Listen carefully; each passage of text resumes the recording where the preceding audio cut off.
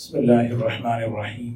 الحمد لله نحمده ونستعينه ونستغفره ونؤمن به ونتوكل عليه ونعوذ بالله من شرور أنفسنا ومن سيئات أعمالنا. من يهده الله فلا مضل له ومن يضلله فلا هادي له ونشهد أن لا إله إلا الله وحده لا شريك له ونشهد أن سيدنا وحبيبنا ونبينا مولانا محمدا عبده ورسوله صلی اللہ تبارک و تعالی علیہ وسلم. اما بعد. قابل احترام بزرگ و دوستو، گزشتہ کل جو روایت شروع کی تھی حضرت ہند بن ابی حالہ رضی اللہ تعالی عنہ کی، حضرت حسن بن علی رضی اللہ تعالی عنہ جو اپنے ماموں جان حضرت ہند سے سوال کرتے ہیں نبی کریم صلی اللہ علیہ وسلم کے اوصاف، آپ کے صفات اور آپ کے خصائل اور آپ کی زندگی کے بارے میں، اور یہ روایت بہت ہی تفصیل کے ساتھ ذکر کی گئی ہے. اس کا ایک حصہ امام ترمذی رحمۃ اللہ علیہ نے یہاں دوسری جگہ نقل فرمایا. فرماتے ہیں کہ عن الحسن بن علی رضی اللہ عنہ قال سألت خالی ہند بن ابی حالۃ وکان وصافا قلت صف لی منطق رسول اللہ صلی اللہ علیہ وسلم قال كان رسول اللہ صلی اللہ علیہ وسلم متواصل الاحزان دائم الفکرہ لیست له راحة طویل السبت لا يتکلم فی غیر حاجت.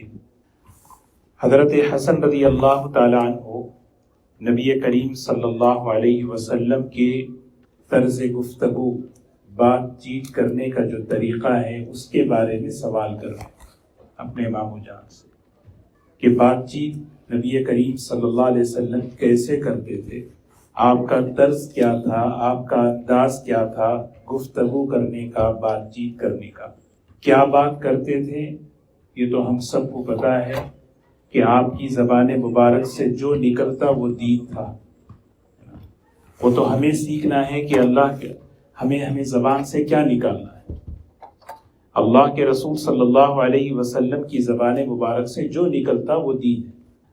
اور دوسری چیز کیسے بیان فرماتے تھے، آپ کا طریقہ کیا تھا بات کرنے کا، سمجھانے کا، بولنے کا. وہ یہاں پر جو ہے پوچھ رہے ہیں کیف کان منطق رسول اللہ صلی اللہ علیہ وسلم، آپ کا طرز تکلم، آپ کا بولنے کا طریقہ کیا ہے. نبی کریم صلی اللہ علیہ وسلم کی مبارک سیرت اگر ہم دیکھیں، آپ کتنی محبت سے، کتنی نرمی سے، کتنے اچھے طریقے سے یا ذل اذنین، حضرت انس رضی اللہ تعالیٰ عنہ کو پکار رہے، کبھی کہتے ہیں یا انیس، حضرت عائشہ رضی اللہ تعالیٰ عنہ کو کبھی کہتے ہیں یا حمیرہ، یا عویش. حضرت معاذ رضی اللہ تعالیٰ عنہ سے فرماتے ہیں یا معاذ واللہ انی لاحبک، معاذ مجھے تم سے بڑی محبت ہے. طرز کلام دیکھیں کتنی بڑی چیز ہے. کیا بولنا، کیسے بولنا، کب بولنا، یہ تینوں چیزیں ہمیں سیکھنا ہے. کیا بولنا چاہیے اور اسی بات کو کیسے بولنا چاہیے اور اس بات کو کب بولنا چاہیے. کیونکہ یہ تین میں سے کوئی بھی ایک چیز اگر نکلے تو پھر اس سے وہ جو ہے اس کا ریاکشن ہوگا، اس کا غلط اثر پڑے گا.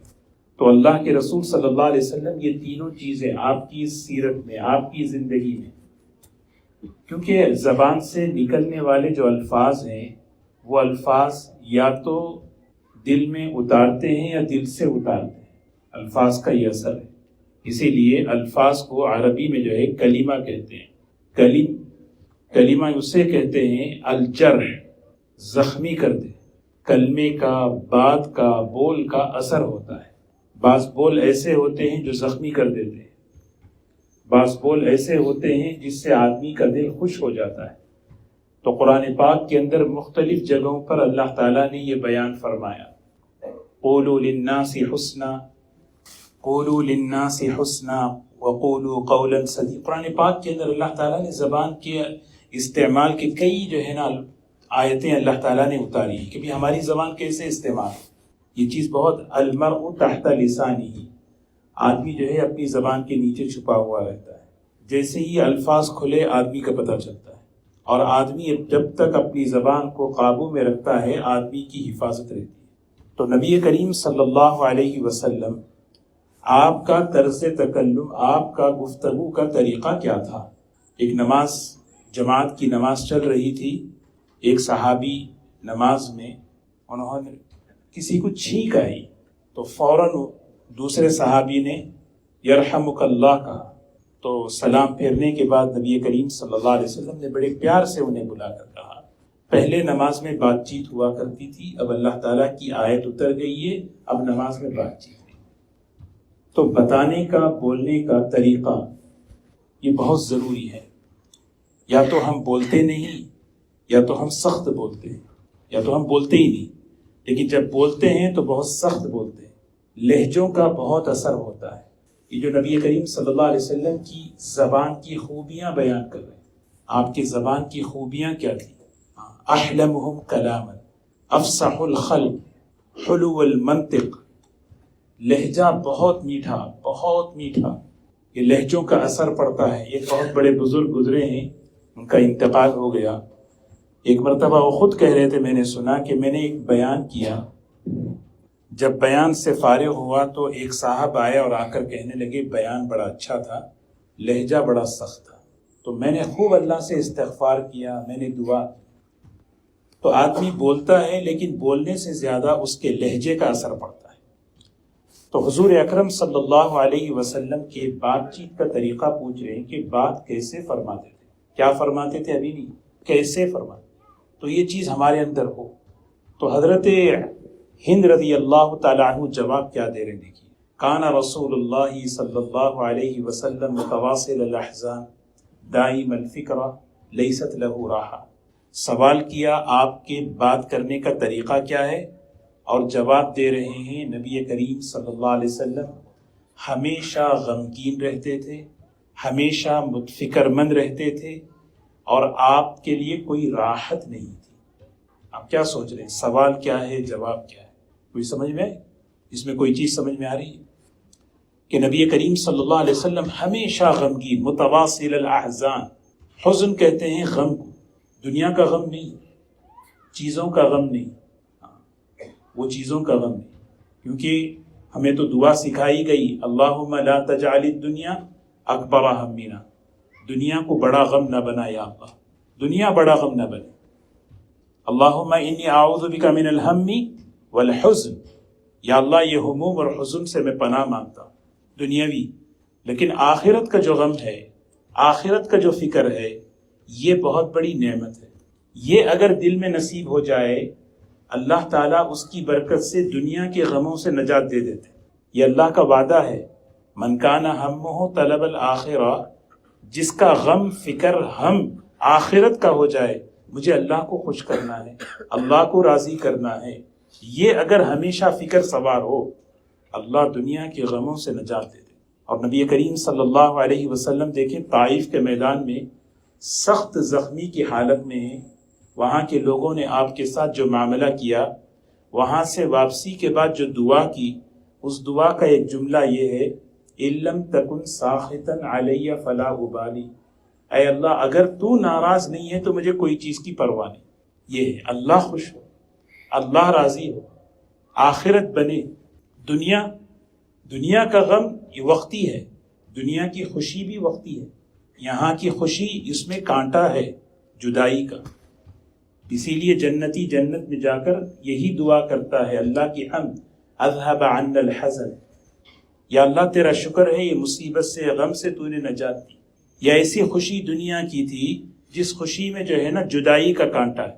یہاں کوئی بھی نعمت آپ دیکھ لیں، یا تو نعمت جائے گی یا تو میں جاؤں گا، یا تو نعمت یا تو میں۔ حضرت علی رضی اللہ تعالیٰ عنہ سے کسی نے سوال کیا، حضرت یہ شادی ہوتی کیا ہے، نکاح کیا ہے؟ تو حضرت علی رضی اللہ تعالیٰ عنہ نے فرمایا نوجوانوں سے، سرور شہر، لزوم مہر، غموم دہر، نزول قبر۔ اس کا عربی سیکھ لیں، پھر ترجمہ آپ کو مل جائے گا۔ اگر یہ ترجمہ کرو تو پھر یہ نوجوان شادی نہیں کریں گے۔ اب جن کے لیے ان کی ہو گئی ان کو تو بیان کر دیں۔ سرور شہر، ایک مہینے کی خوشی ہے،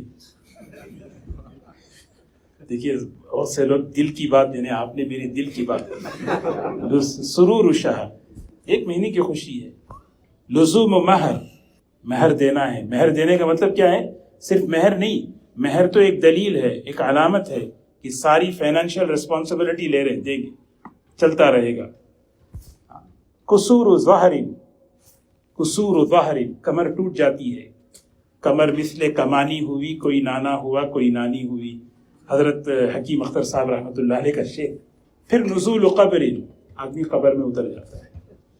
دنیا کی ہر خوشی اس کے ساتھ ایک کانٹا لگا ہوا ہے، لیکن آخرت کا غم، آخرت کا فکر، یہ ایسی نعمت ہے، اللہ دنیا کے فکر سے، غم سے نجات عطا فرماتے ہیں.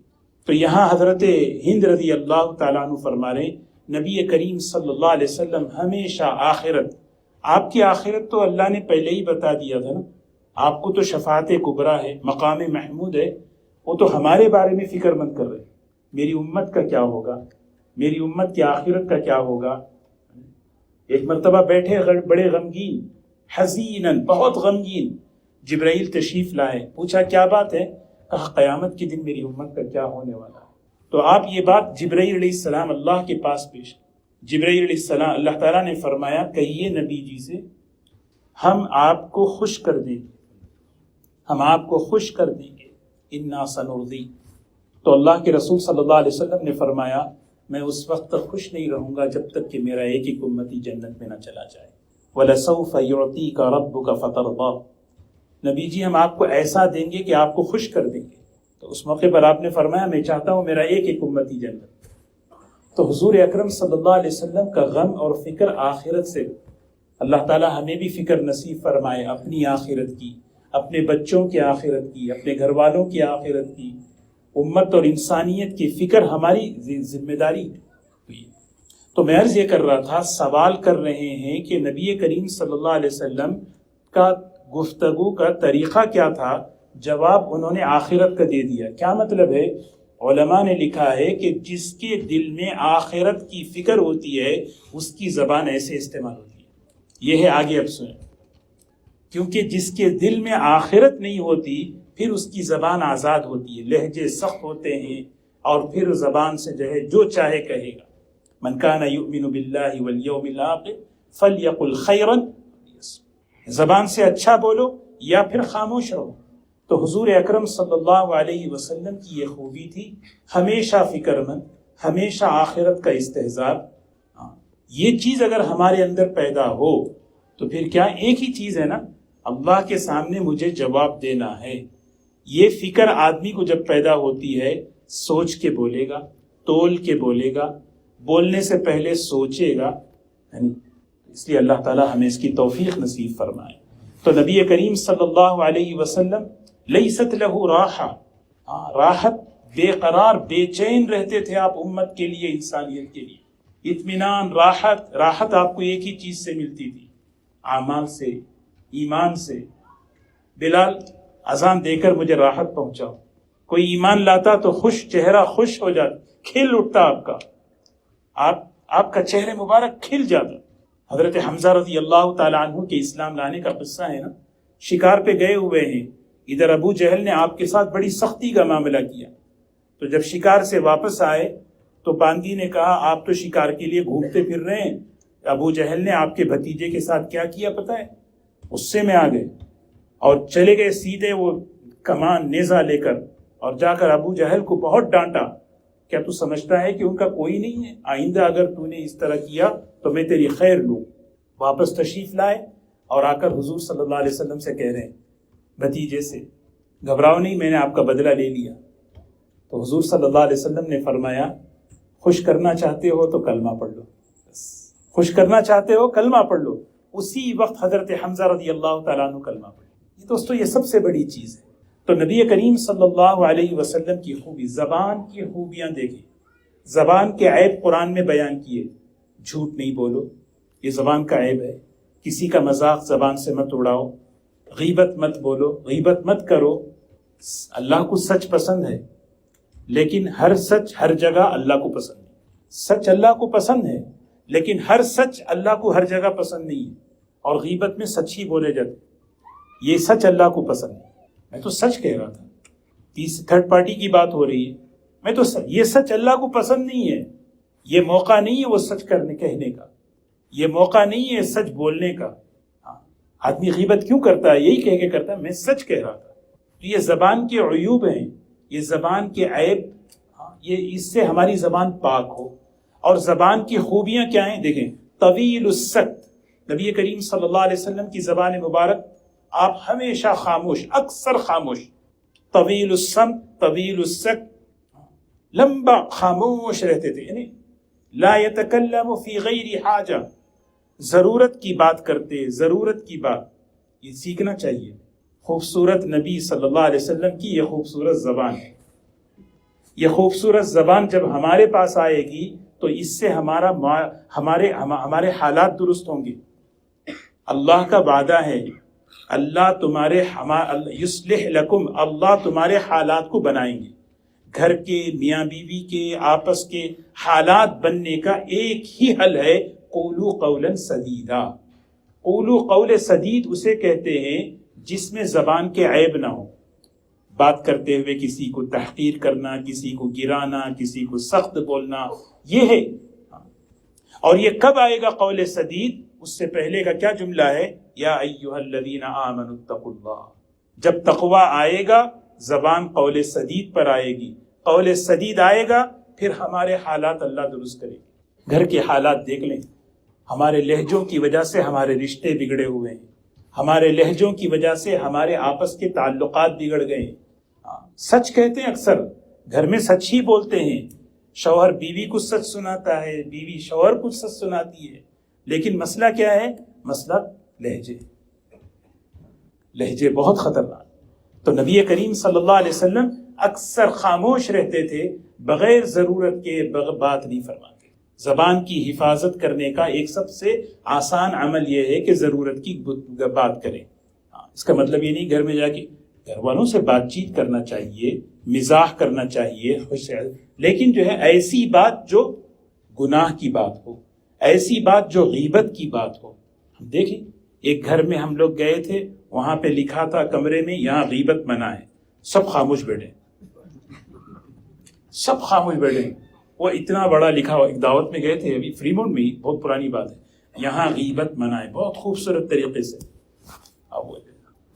حضرت مفتی شفیع صاحب رحمۃ اللہ علیہ کے استاد حضرت مولانا محمد میاں صاحب رحمۃ اللہ علیہ، طلباء ان کے پاس بیٹھ کر جو ہے نا لمبی لمبی بیکار باتیں کرتے تھے. تو حضرت نے ایک مرتبہ کہا کل سے جو بھی میرے سامنے مجلس میں بیٹھے گا عربی میں بات کرے گا. یفتتح الکلام ویختمہ باشداقہ. سبحان اللہ. اللہ کے رسول صلی اللہ علیہ وسلم جب بات شروع فرماتے اور مکمل فرماتے، مکمل بھرپور الفاظ استعمال کرتے. اشداق کہتے ہیں فل ماؤتھ، یعنی پوری بات.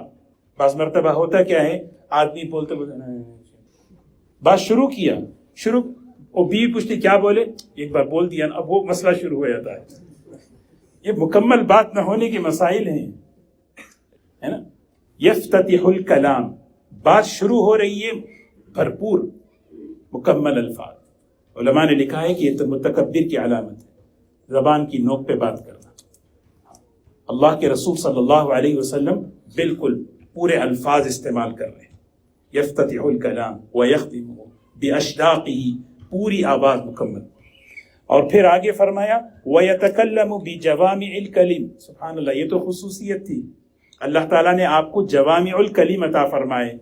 دریا بکوزہ کہتے ہیں چھوٹے چھوٹے جملوں میں بس سمندر ہی سمندر ہے. چھوٹے چھوٹے جملے ہیں، ایک ایک جملہ. جوامع الکلم، چھوٹی چھوٹی نصیحتیں لیکن اس میں سمندر ہی سمندر ہے. اوتیت جوامع الکلم. یہ ہمیں کیسے سیکھیں؟ جب سوال کریں مختصر سوال کریں. یہ تجربہ ہے میرا. سوال لمبا نہیں ہونا چاہیے، ہے نا. سوال مختصر ہو. بات مختصر کرنے کی عادت ڈالنا، بات مختصر کرنے کی عادت ڈالیں. انشاءاللہ بیان بھی جلدی کریں گے. بات مختصر. جوامع الکلم میرے اندر ایسا ہے کہ میں بات مختصر سیکھوں، میں بات مختصر کروں. اچھا مختصر میں کیسی؟ آگے فرمایا کلامہ فصل. نبی کریم صلی اللہ علیہ وسلم کی جو بات تھی، آپ کا جو طریقہ تھا بات کرنے کا، فصل، بالکل دو معنی ہیں اس کے علماء نے لکھے. فصل کے معنی ہیں بات بالکل اسٹریٹ فارورڈ کرتے. فصل یہ بات ہے اچھے طریقے سے کرتے لیکن یہ بات. اور دوسرا ترجمہ ہے بالکل الگ الگ، صاف بات کرتے الگ الگ کرتے، سمجھنے والا بالکل سمجھتا یہ ان کا جو ہے نا نظریہ ہے، یہ ان کی بات ہے. بعض مرتبہ ہم کسی سے بات کرتے ہیں اپنا نظریہ ہی سمجھا نہیں پاتے. وہ پورا سورہ یوسف سننے کے بعد وہ پوچھتے ہیں کہ زلیخا کو یوسف کیا ہونا تھا بتائیں، ہے نا. تو ایسا نہیں ہونا چاہیے. کلام ہو فصل، نبی کریم صلی اللہ علیہ وسلم کی بات گھر میں بچوں سے بھی آپ بچوں سے اسٹریٹ فارورڈ بات کریں، یہ بات ہے. ہاں گھما پھرا کے جو ہے نا تمہید، یہی آگے جملہ فرمایا لا فضول ولا تقصیر. فضول کا مطلب یہ ہے کہ ایک بات ہے آپ کی، اس بات کو کہنے کے لیے تمہید اتنی باندھی جا رہی ہے کہ اس کی کوئی ضرورت ہی نہیں ہے. یہ ہے فضول. ہاں ابھی ایک دعوت چاہیے، بھی دعوت کر دیں آپ. نہیں آپ ماشاءاللہ بڑے سخی ہیں، بڑے یہ ہیں، کیا اتنی تمہید باندھنے کی ضرورت نہیں ہے. لا ولا تقصیر، اتنا بھی مختصر نہیں کہ بات ہی مکمل نہ ہو. تو نبی کریم صلی اللہ علیہ وسلم کی یہ زبان ہے. لیس الجافی، اللہ اکبر، لیس الجافی، آپ کا لہجہ سخت نہیں تھا، آپ کے لہجے میں سختی نہیں تھی، نرمی تھی. ہاں یعنی سختی، لہجے میں سختی.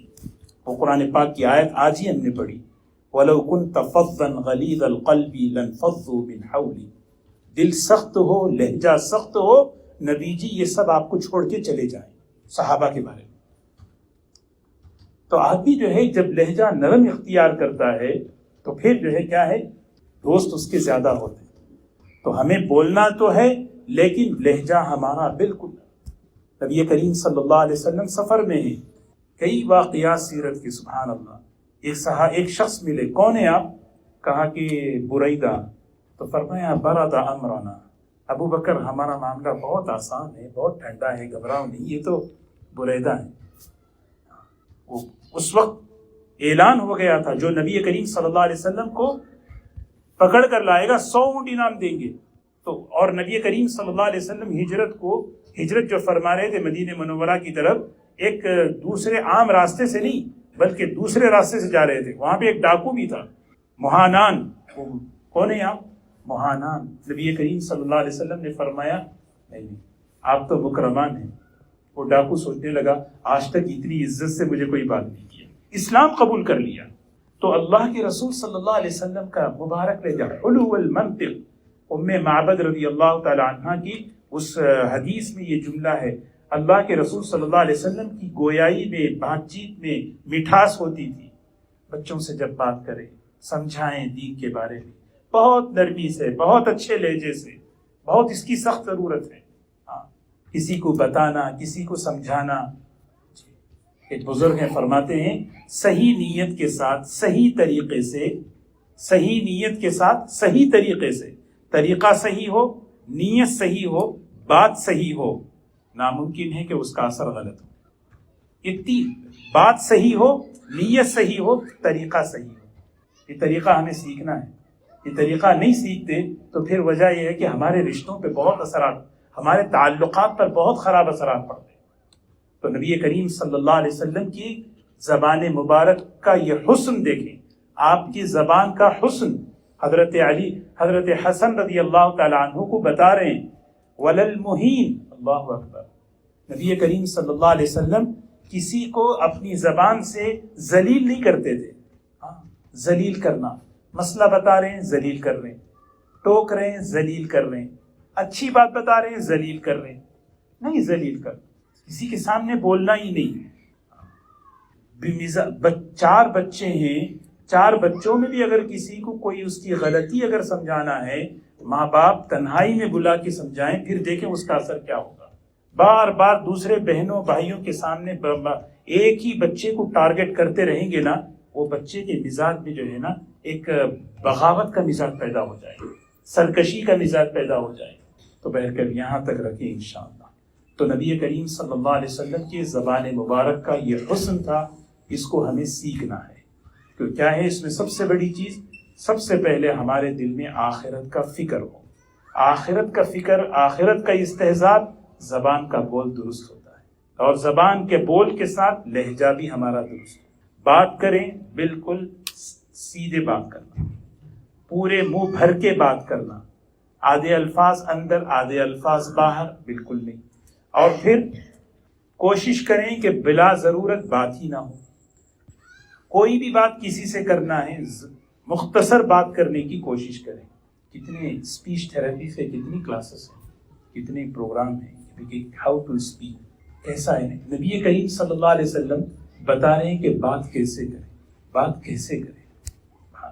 اللہ تعالیٰ ہمیں سیکھنے کی توفیق نصیب فرمائے. یہ چیز جب ہم سیکھیں گے اس کا اثر، اس کے اثرات ہمارے تعلقات پر، رشتوں پر پڑتے ہیں. اللہ تعالیٰ ہم سب کو عمل کی توفیق نصیب فرمائے.